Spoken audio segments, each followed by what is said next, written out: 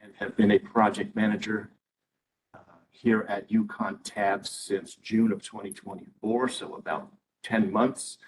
Although I've been a practicing planner in both public and private sector positions for more than 2 decades, I am relatively new to the Brownfields arena, so please bear with me as I provide my first TAB webinar using Brownfield funding for local planning, a planner's perspective.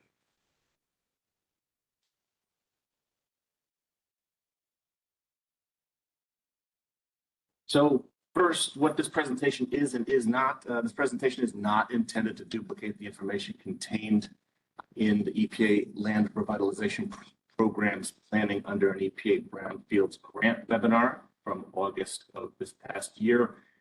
If you are deciding to proceed with applying for funding or using an existing grant for these eligible planning activities, please watch this webinar. It is great.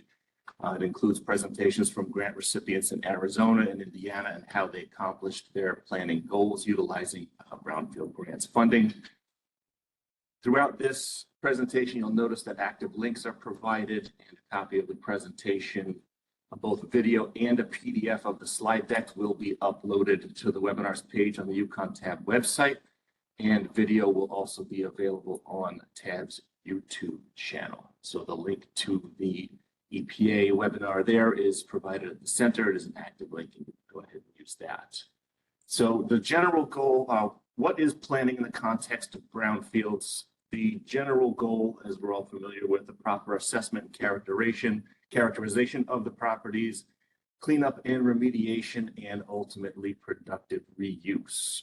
This is a long process, as most of you know. It takes time. There's myriad stakeholders. For the purpose of this webinar, I've identified 4 basic categories of consideration represented by the circular icons depicted on this slide. You'll see them a bit later. These are not intended to be exhaustive lists, just examples of the types of considerations that go into brownfields planning. So those general categories are the reuse, the feasibility of achieving the accomplished goals, the community benefits, and the neighborhood impacts. Under reuse, are we talking about industrial or commercial, residential mixed use, recreation, perhaps municipal? What is or are the needs and how are these needs demonstrated? Feasibility, we're talking about existing land use plans, a regulatory framework, infrastructure availability, environmental limitations, site constraints, market viability, and the one that everybody's after, funding, show that in green. Community benefits such as tax revenue, job creation, including workforce, improving housing opportunity, improving health, eliminating blight, and improving resilience through the redevelopment process. And then neighborhood impacts, making sure that there is a representative process in brownfields redevelopment, catalyzing private investment, area revitalization, raising property values, building local wealth, and gentrification and or displacement, which is negative. I've got my little quote at the bottom there: without a plan, there's no attack. Without attack, no victory. If you're a fan of 80s movies, One Crazy Summer is a good one. Check it out.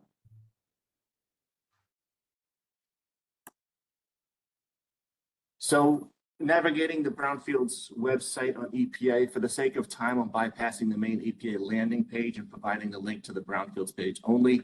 If you do happen to land on the main EPA page in the top banner under environmental topics, pull down, clicking on land, waste, and cleanup topics, and then under cleanup, land and emergencies heading, land revitalization subheading, you will find brownfields, which you are on right here. On the brownfields page, just under the header, there's a grants and funding box, and explore, you want to click on the explore grants and funding button right there. That link again is live if you need to utilize this slide deck at a later time to get to that site. Once you're on the grants and funding page, the types of funding available, link is in the 3rd paragraph down. Click on that. That will bring you to the different types of brownfield grants and funding available.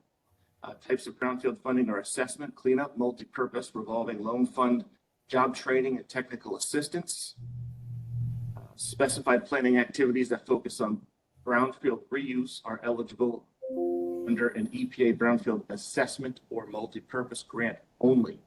A little note there that multipurpose grants were not offered in fiscal year 25, but will be available for fiscal year 26.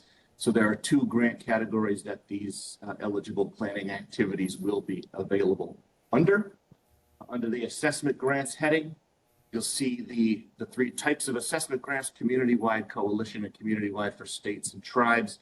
As you scroll down under the Learn More box, information on eligible planning activities is the second item there. You want to click on that link, which will bring you to the eligible planning activities page.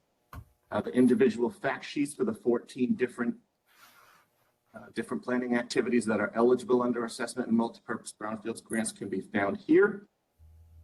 EPA identifies eligible planning activities in two broad categories: those to initiate brownfields revitalization and those to prepare your brownfield site for reuse. Planning is multidisciplinary, so keep in mind there's a lot of overlap between these 14 activities. A lot of them are components of others and things like that. And keep in mind that this is national guidance, so there may be regional differences in terminology. As a general recommendation to whichever entity or agency that you are applying for grant funding, speak their language, use their vernacular. You know, if this is identifying a certain planning activity by a certain name, utilize that name and utilize the information that's contained in the fact sheets. So we're going to shift to, I guess, kind of a Cliff Notes version of these eligible planning activities to introduce you to them, and hopefully you'll be able to gauge how one or more of these may benefit your community, tribe, or organization. A link to the full EPA fact sheet for each planning activity is provided on the corresponding slide. So we kind of do a why, what, when, who, and cost for each of these things. There are 14 of these. We'll try to go through relatively quickly. On the right side of the slide, you'll see the familiar icons from a few slides back. The yellow highlight indicates the categories of consideration that primarily apply, in my opinion, to these different planning activities. This is not to say that the others don't apply. Of course, you should be, attempting to achieve a comprehensive inclusion of considerations in any planning activity, but try to identify which considerations are the primary focus of the planning activities. So equitable development activities is number one, to ensure existing community has meaningful input into the process and that brownfield redevelopment benefits historically underserved and/or impacted populations. What are we going to do? We're going to assess and address the needs articulated by community residents, conduct community outreach, have conversations, interviews, forums with the community. We're going to remove barriers to participation, including ease of location, providing childcare, providing refreshments, translation services if needed, set goals that prioritize quality of life, community health, local wealth building, and engagement. When to do this, EPA says ASAP, be proactive. The outcomes of this process, of these equitable development activities processes, can affect the assessment decisions that are made at a later time. Who are we going to include here? Who's going to do this? Community representatives, especially the immediate neighborhood, multidisciplinary team, including community engagement specialists, planners, landscape architects, market and analysts, financial strategists, environmental professionals, etc. And the estimated cost is about $50,000 to $100,000. We find that the primary considerations for this are community benefit and neighborhood impact. Again, a link to the full sheet is at the bottom. Brownfield area-wide planning. This is kind of the most comprehensive of the planning activities that we'll discuss here. As you can see on the right, it hits all four: reuse, feasibility, community benefits, and neighborhood impacts. We're going to use community input and research results to identify the catalyst, high priority brownfield sites, which when remediated and reused have the strongest potential to spur additional revitalization within the project area. What is it? It's a comprehensive study, data analysis for both near and long-term goals. We're going to develop assessment, cleanup, and reuse strategies, prioritize key sites to catalyze additional investment and area-wide development, identify resources and/or leveraging opportunities for implementation. We want to do this early in the reuse discussion prior to or during assessment. Again, you're going to see this one a lot. Who does it? Multidisciplinary team, including community engagement specialists, planners, landscape architects, market analysts, financial strategists, environmental professionals, engineers, etc. Big cost range on this one, $50,000 to $200,000. Very much scale dependent on how wide your area is. Next, the site reuse assessment, hitting on the reuse, the feasibility, and the community benefits categories. Primarily, why knowing the potential site reuse helps the plan efficient characterization and cleanup of contamination and prospectively target appropriate real estate markets. Gather and review available site documentation, interviews with key community members, local leaders, land use officials, develop an inventory of site assets and infrastructure, assess market conditions, analyzing opportunities and constraints, identifying potential site reuse options. When do you want to do this? As soon as possible after selecting a target brownfield site. Who's going to do this? Again, that most multidisciplinary brownfield reuse team with this professional stated. Again, pretty wide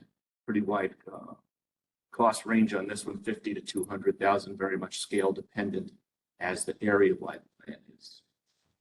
Land use assessment. Now we're talking specifically about kind of regulations and permitting processes. This hits on the reuse and the feasibility components. Why we're going to assess the surrounding land uses, local, regional, and state regulations and strategies that pertain to redevelopment of the brownfield site. Includes review of local zoning laws, specialty zones and incentives, land use planning documents, and other entitlement requirements. Entitlement is a word that's not typically used in New England, I think, but it means approval requirements. How do we get certain land uses approved? Interviews of key land use officials and thoroughly documents the necessary permitting processes. When do you want to do this? Early in the site reuse planning process. This can typically be part of a site reuse assessment, but can be done independently.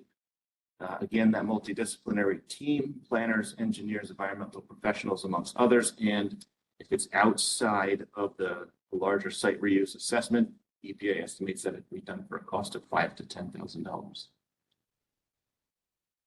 A market study, gain an upfront understanding of whether the site can support residential, commercial, or some other type of reuse.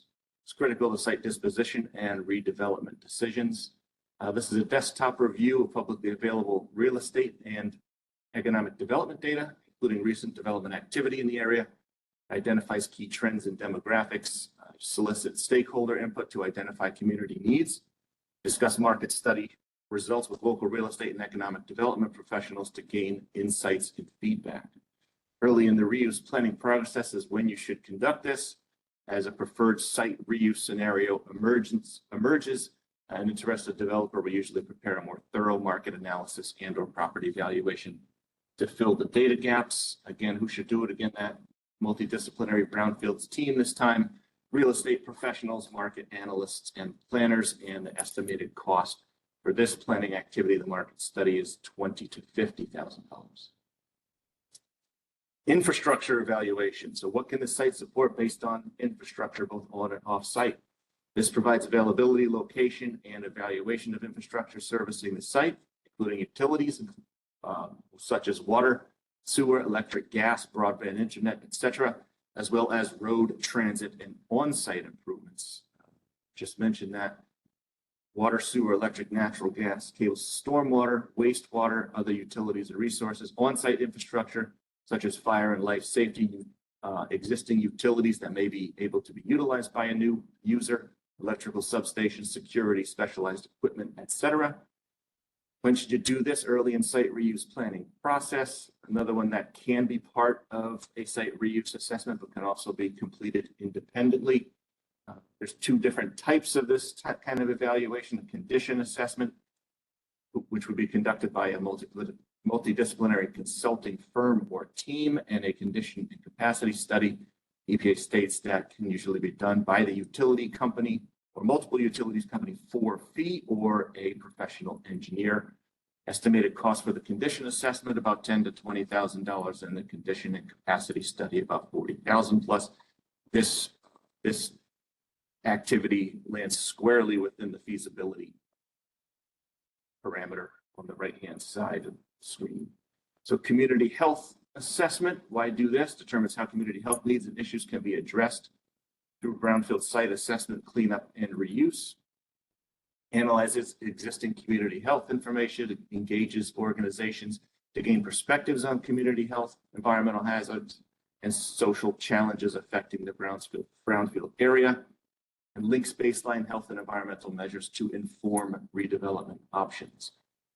When should you do this? You want to implement early in the site selection and planning process, to ensure that community health challenges are addressed. A local government agency, nonprofit, university, or multidisciplinary brownfield reuse team will do this, and EPA notes that it must be designated and implemented in collaboration with applicable local, state, and tribal health agencies. Cost of this estimated at $15,000 to $50,000. Site disposition strategy. What are we actually going to do with this? So why do this? Establishes a framework for deciding how to transfer a brownfield site in a manner that provides value to the seller and buyer and supports site goals for sustainable reuse and remediation. Evaluates and compares disposition alternatives for the brownfield site, such as sale, ground lease, or lease with option to purchase. Framework includes an analysis of pros and cons that characterize risks associated with the transfer.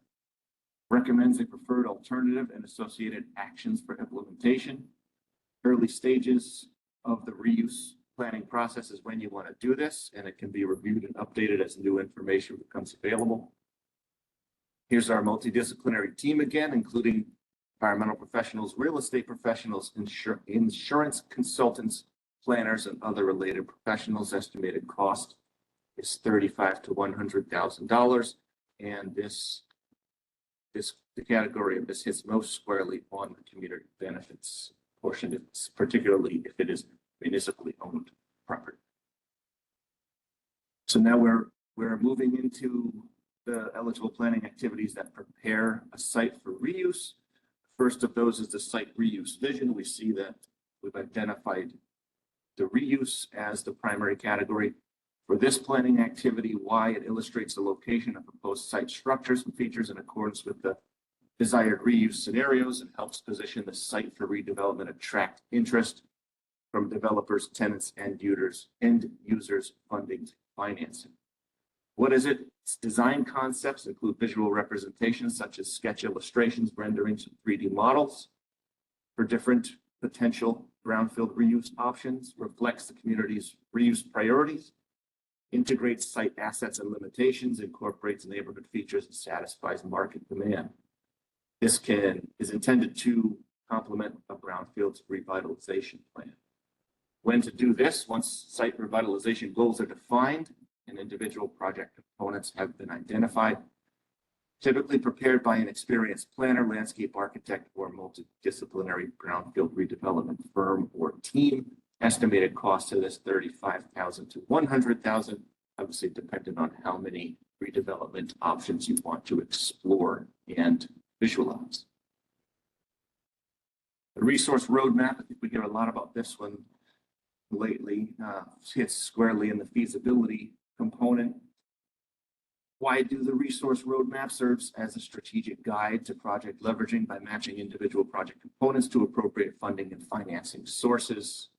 It defines specific components and/or phases for each priority brownfield project, estimates costs, and identifies funding sources for each component of the phase, includes a chart or matrix of this information and a timeline for implementation, and can be updated as funding opportunities are pursued and commitments secured. When to do this? Once site revitalization goals are defined and individual brownfield projects components and phases are identified. Who does this? Typically developed by the organization or team overseeing the brownfield revitalization project. And just a note that it requires detailed knowledge of brownfield processes and potential funding sources, including direct funding sources, tax breaks, all kinds of different things to help get that project properly funded. Cost for this resource roadmap, EPA estimates at about $20,000 to $35,000. Revitalization plan. We think about revitalization. We're thinking about a larger area than just the subject property. The rising tide raises all boats kind of a scenario. So why think about a revitalization plan? Synthesize the reuse feasibility studies, community involvement, and the preferred design concepts for brownfield sites into a cohesive and actionable plan, prioritizes public funding and opportunities and incentives to attract private capital, developers, tenants, and other interested end users to your brownfield sites. What is a revitalization plan? It articulates the site revitalization goals, objectives, and reuse concepts and designs, identifies regulatory requirements, processes, and necessary site improvements, and includes an implementation strategy, including potential funding sources, opportunities, and constraints. When do you want to do this? Whenever large and/or multiple brownfield sites need to be redeveloped, guides short and long-term implementation. This is typically done by the experienced multidisciplinary team, including planners, market analysts, environmental professionals, engineers, etc., and an estimated cost of $50,000 to $175,000. And this revitalization plan hits on all of the components on the right-hand side. Evaluation of market viability. We're going to redevelop this thing. Is somebody going to want to pay to do it? Somebody going to want to pay to use it? So why do this? Identify sources of serious interest in brownfield site redevelopment and a range of potential end users. Two different processes they identify are an expression of interest, or EOI, and a request for proposals, RFP. EOI process is intended to gauge the interest of qualified developers and identify potential opportunities. RFP is a competitive process to solicit actual acquisition and redevelopment offers. Both of these processes require provision of available information related to the subject site and solicitation of responses to specific request. A note there: be as thorough as possible. If you are going to go down the road of either of these processes, be as thorough as possible with the request to improve the quality of your responses. When to do this: early to midterm in the reuse planning process, typically administered by the public agency or a private redevelopment consultant, the owner or redeveloper of the property, and the cost for this process estimated at about $25,000 to $50,000. This hits on the reuse and feasibility aspects. Economic impact analysis.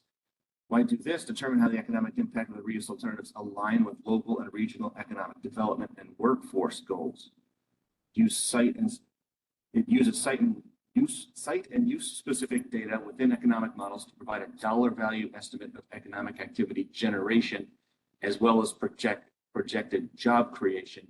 Also considers potential spillover effects in related industries and markets, the area surrounding the redevelopment site, and may help guide site prioritization as well as assessment, cleanup, and reuse strategies. I'm going to do this early to midterm in the reuse planning process.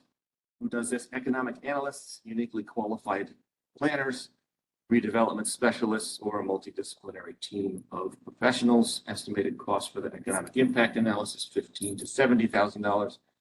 And this primarily focused on the use and then what benefits to the community will be garnered from that use. Fiscal impact analysis, and this one considers more the positive benefits to the municipality than it does to the surrounding area. And this will help the community make an informed decision on what level of public investment is warranted based on the planned reuse and the cost benefits associated therewith.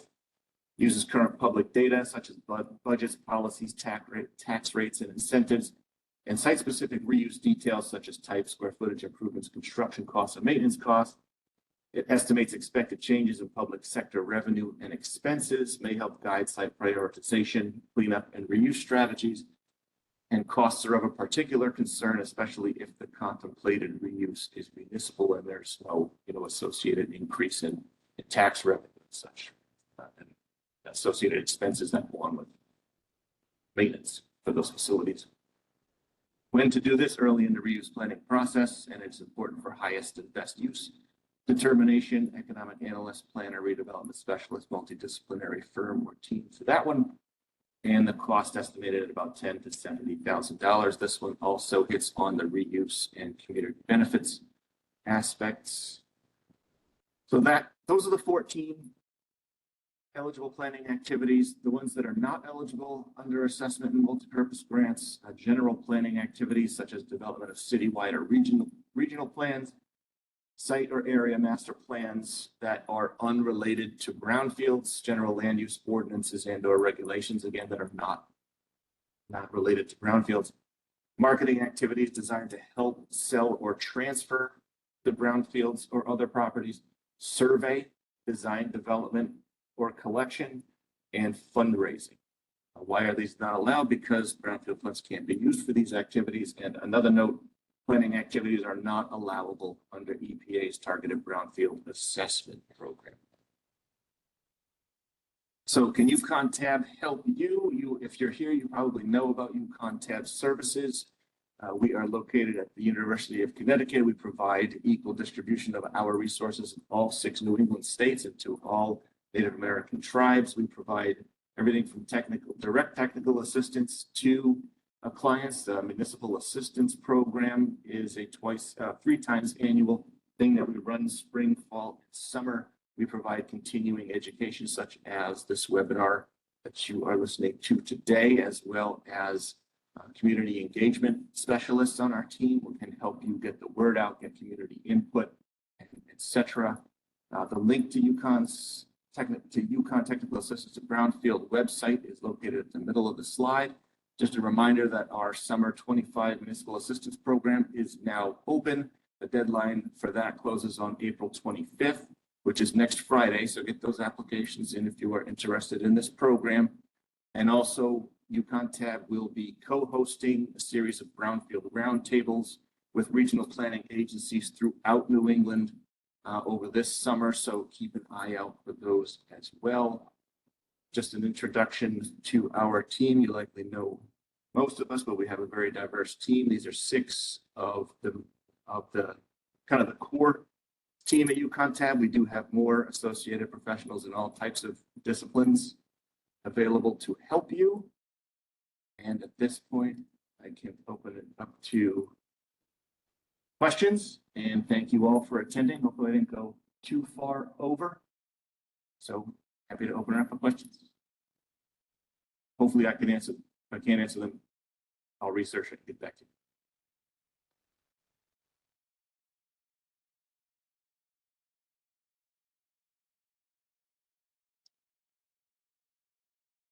See if I can figure out how to.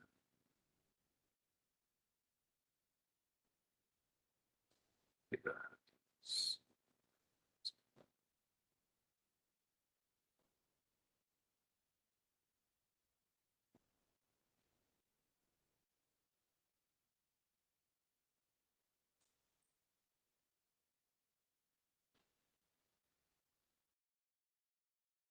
Oh, yes. Yes, you'll have access to the slides. So after this webinar, we'll post the recording on our website with a PDF of the slides.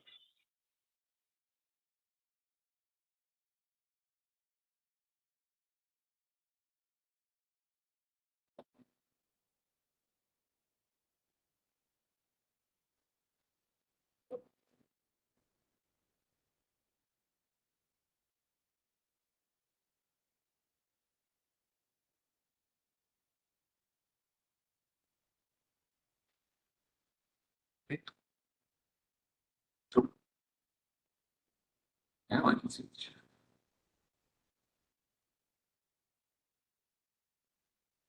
No questions?